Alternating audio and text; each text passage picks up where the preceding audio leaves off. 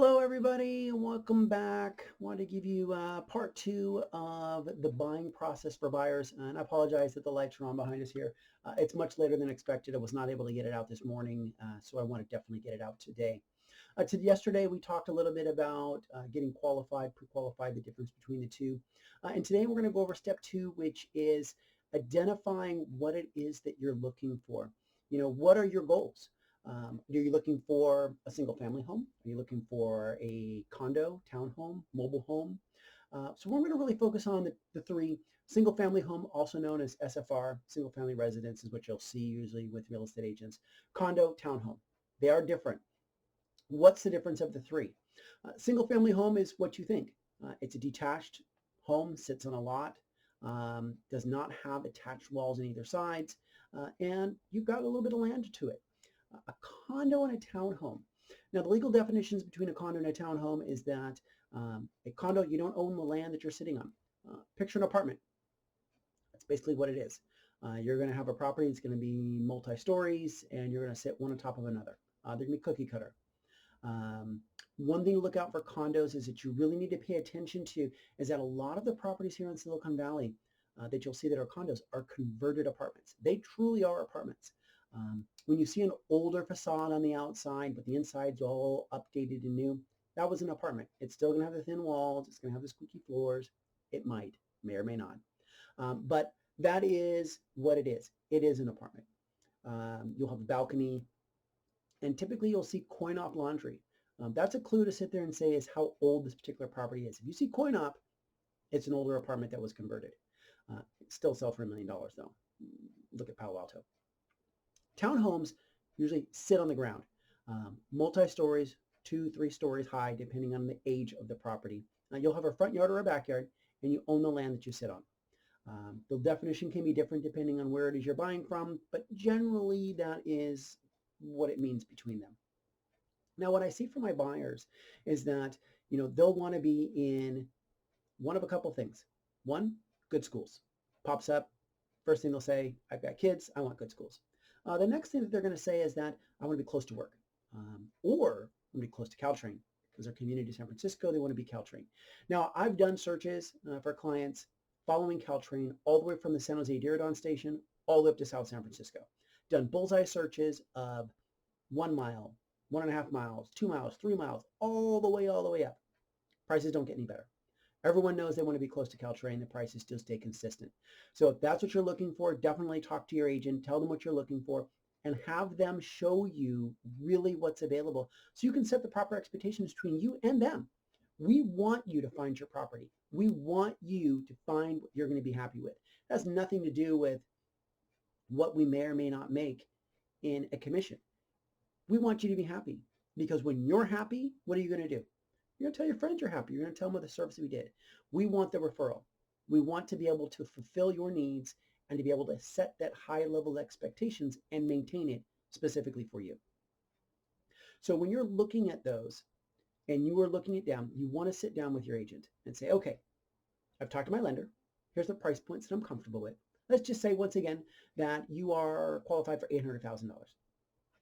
You want to look at $700,000. You don't want to look at $8. You don't want to look at $750. Really try hard to stay at the 700 range. But you're like, Tim, that doesn't make any sense. Qualify for 800,000. I want to look at 800,000.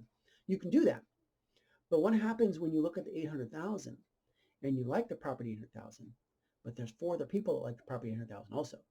And the price is now 850, which is beyond your comfort zone.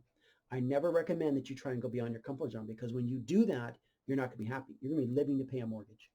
So let's try and stay lower, which will then give you the flexibility to expand and change to where you want to be. Also, what happens is you look at 800, you don't see anything. Then you start looking at 850, you find something at 840, and you're really excited, and it sells at 890. Just don't do it.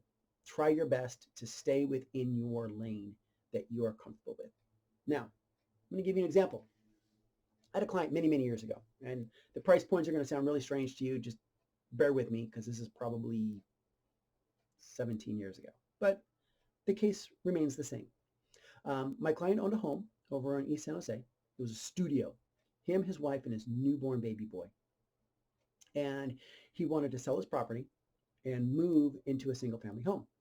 Now we looked at his qualifications and what he qualified on loans and kind of how much he owed on the condo. It was a condo. Um, and there was just no way. He could not make that step. And I told him, I said, look, you can't get to your castle the first day out. You can't. So let's take this as a two-step process. Let's find you a townhome that's going to meet your needs. Then from the townhome, we'll go to a single family home. You got to keep the property for 2 years in Santa Clara or in California. And then you can sell and move on. I believe it's 2 years. 3 years? No, 2 years. Or you're going to get hit with the trying to flip the property in California. They're going to keep an additional 3 1/3% of the sales price, and you'll have to reclaim it at the end of the year. I believe I was the first agent in the county. We had a closing that got delayed, and it closed actually January 1st, and my client got hit with a 3 1/3. Fun to explain that one. But anyways, I digress. So we marketed his home and sold it. Now, remember, it's like 17, 18 years ago, sold for $169,000. And we found a 3-bedroom, 1-bath townhome. Now, in real estate, a one bathroom and 3 bedrooms is called functionally obsolete. But it was all that was out there. We found it. He moved to a little bit better neighborhood. He liked it. 2 years later, he got to keep the townhome, bought a single family. So in between where he started and where he ended, it took 2 years. That's it. He was able to get what he was looking for. Now, same example, current, about 3 years ago. Had another client that was looking for a property, wanted to be in Sunnyvale. Now, north of 280, east of, we'll say 17, that corridor, all the way into Palo Alto, all the way up to the Bay, expensive. Sunnyvale, Mountain View, Palo Alto, North Santa Clara, kind of West Santa Clara, expensive. Tech is just driving the prices up. Now, this particular client, we were looking for 8 months, at least 8 months. Constantly looking at properties, would find a property that they love, would go look at it, and there'd be one thing that didn't work. One thing, whatever it is, it was one thing. The street noise or the kitchen didn't have the right countertop or whatever. Now, just understand when we're looking for properties that cosmetic items can be fixed. There's only one thing you can't fix in real estate. It's the old adage, location, location, location. You can't fix where it's at, but you can always change the inside. Now, condo, townhome, mobile home, with an HOA, you can't change the exterior walls, but we're just going to say you can't change where it's at, but you can upgrade the inside. Now, we've been looking and looking, and it was always something that wasn't working. And we eventually found a property. We made an offer for whatever it was. I don't remember. But we got countered. And I'm going to talk more about counters and how to deal with counters and how to understand counters and how to actually put yourself in a position to win if you do get countered. In this particular situation, they got countered, and for whatever, I'm going to use 800,000 again. We got countered at 850. It was something big. It was a big counter. I was very surprised and not particularly pleased with the counter that was received. So we got countered 850. We knew there was another offer. We got a multiple counter.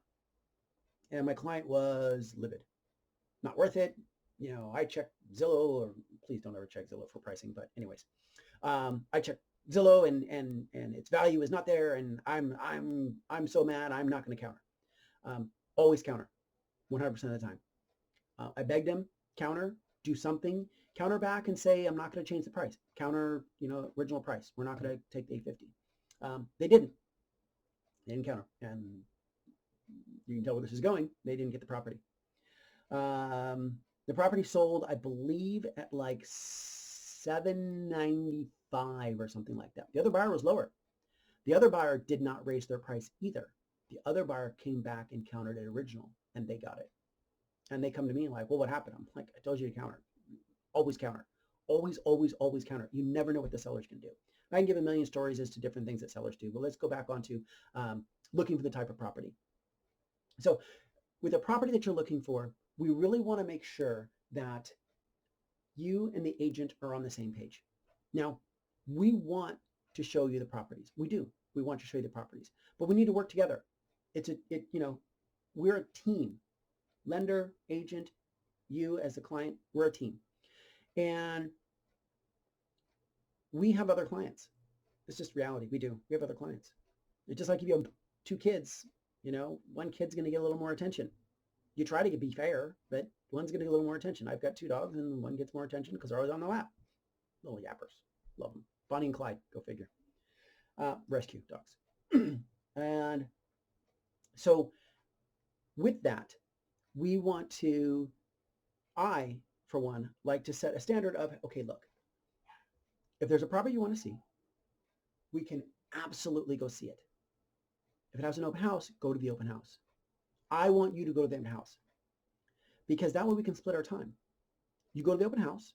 If it's something you like, I will come by and meet you at the open house. I will go by and take a look at it and give you my input because as an agent, we'll look at it differently. I'm not going to look at it as where's my couch going to go. I'm going to look at it as, okay, where's our problem? Where's their damage? Where's something that can be addressed? Where's something we need to ask about? Squeaky floors, dry rot. Do I see termites? Got great stories about that. So if the home has an open house, please go to the open house. Please go to the open house. If it does not have open houses, I'll put together a tour and we'll go see 10 houses. Now, I prefer to drive because it's faster. It's faster to jump in the car and I've already got it all mapped out and go through it. We're able to get through it quicker. Honestly, we don't want to take 4 hours in the day on a weekend. We may have our own open house to go to. We have other clients that we need to show. Everybody wants the weekend and there's only so many hours in the day. So we're going to shoot through that and get them done. So let's work together. Let's find the areas that you want to be in. Let's put it together. And that way we can turn around and get the goal that you're looking for. You got your loan figured out. We've identified what kind of property that you want, the areas that you want, and what the expectation is on pricing.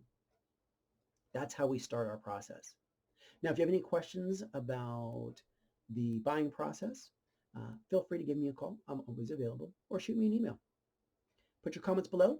I'll be more than happy to answer them. And you guys have yourself a great day. Take care.